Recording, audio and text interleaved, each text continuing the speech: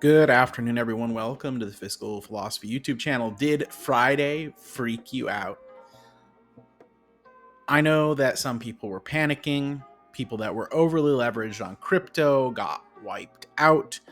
The market was down a couple percent or whatever it was, and people were just flipping out all weekend. This is the end. It's so over. The start of the bear market is here. On what you could say is a healthy pullback. Now, granted, I understand why people may have thought, oh boy, we're going back to April lows. Let's free up some cash and wait for the bottom, yada, yada. But one thing I've learned is it's usually not a good idea to sell out of things in a moment of panic because of one day of price action where the market was a little bit against you. People who had highly leveraged positions, of course, got hurt more than anyone else on this little drop. However, those who were leveraged on crypto maybe got hurt the worst of all. If you scour the social medias, the Twitters and the Reddits, stories like this of a guy who'd been apparently buying Bitcoin since $4,000, trying to get greedy and getting into leverage because, hey, Bitcoin's over 100K and it must be worth $1 million a coin because that's what you keep hearing from different people who claim to be so smart. Well, they got exceptionally greedy and got wiped out, a lot of them. Now, crypto is one asset class that I am extremely skeptical of, not because there's not a use case for certain things like PayPal, which if you saw the thumbnail of the video, PayPal has their PayPal USD coin, which is a stable coin, and they can use that to settle transactions and lower some costs. So there's use cases in those areas. But as far as just buying random coins and speculating the price will go up, I don't really believe in that as like a sound strategy. Granted, success is a hell of a deodorant, as they say. And yeah, some people have made a lot of money just buying random coins and watching them go up on a chart. That doesn't, however, mean that that is a sound methodology for investing.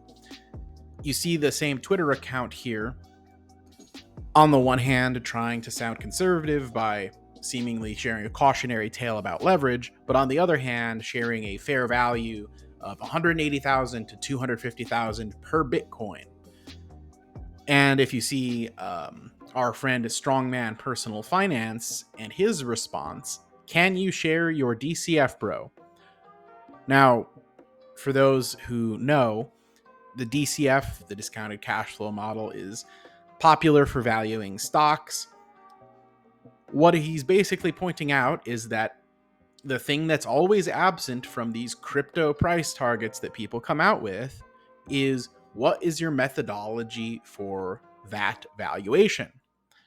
The simple answer is, in my opinion, there is no valid valuation model for crypto, especially not something like Bitcoin, which is just, it's a thing that exists on the ether, right, out there on the web. And anybody that has the know-how could theoretically release a coin that has the identical properties of Bitcoin, that's mined in the same way as Bitcoin, etc. And I think there probably are, among the thousands and thousands of crypto coins that exist, probably some Bitcoin clones out there. What makes Bitcoin the most valuable of them, aside from the fact that people know its name and it was the first one? Those things don't make it special, right? Not really.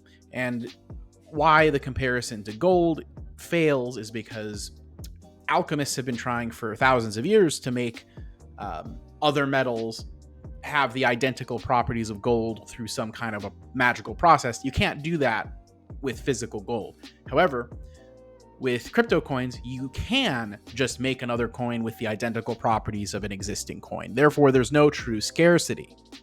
As for the reason of PayPal's pullback, well, there was a downgrade from Goldman Sachs. Look at this Will Nance, more like Will Nance, if you know what I mean. Okay, so obviously based on the ratings here and the numbers, not the best analyst in the world.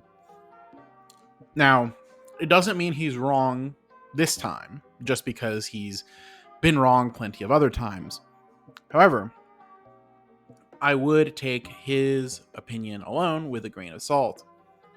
How many other analysts agree with him? What are their actual arguments?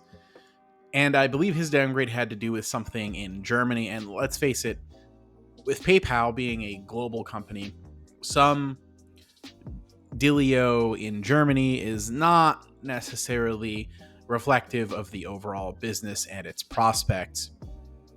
They've got so many things going for them at this point in time. We have the existing base of free cash flow that PayPal already has, which is extremely strong. We have a robust buyback, a cheap valuation. We also have levers of growth and value waiting to be unlocked, from the monetization of Venmo, the return to growth of Braintree, their stable coin, PayPal World, their advertising business, and so on and so on. Look, it's easy to beat up on PayPal when they're down. It seems to be something that people do for sport these days. However, I think risk to reward wise, we have a low valuation already. We have strong cash flows already and a robust buyback already. So I think downside from here is pretty minimal compared to a lot of other names on the market. Yet we have an asymmetric upside with all of these levers of value that they have yet to pull. And Alex Chriss, their CEO, seems like he is determined to pull these levers of value and generate new cash flows, better earnings for shareholders. Let me know in the comments what you think about PayPal in the current environment, that dump we had on Friday, what you think about Bitcoin and crypto in general. Feel free to do the algo stuff, like and subscribe to help me grow.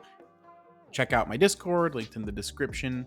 I enjoy talking about stocks and other investments on there regularly. Catch me every Saturday, 8 p.m. Eastern, Cashflow Kings Live. Have a wonderful afternoon, everybody.